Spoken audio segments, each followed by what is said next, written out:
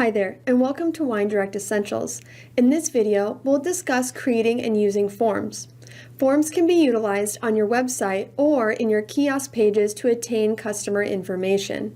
You can create a form that allows a customer to build a contact in your system, or you can use forms to attain RSVP information for an upcoming event. There are endless possibilities for forms. To navigate to forms, we'll select the main tab, Content Editor, and then hover our cursor over the sub-tab Components, and then select Forms. As you can see, I have several forms created already. Let's select the green Add a Form button and walk through creating a form. First, you'll want to give the form a name that reflects its usage. Let's say this is going to be a club event RSVP form. You can also input an email to have the results of the form sent to your inbox.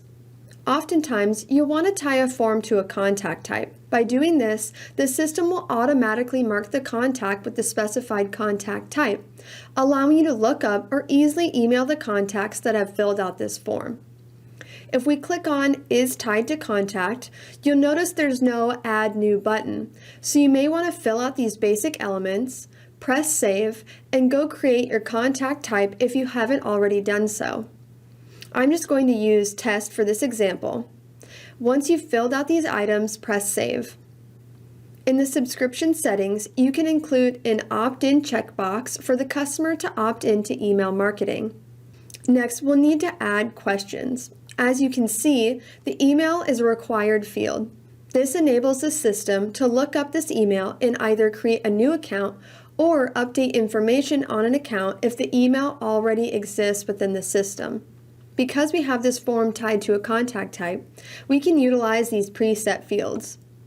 These preset fields are tied to the customer's information, so if they update their name, address, or phone number within these preset fields, the system will update their information.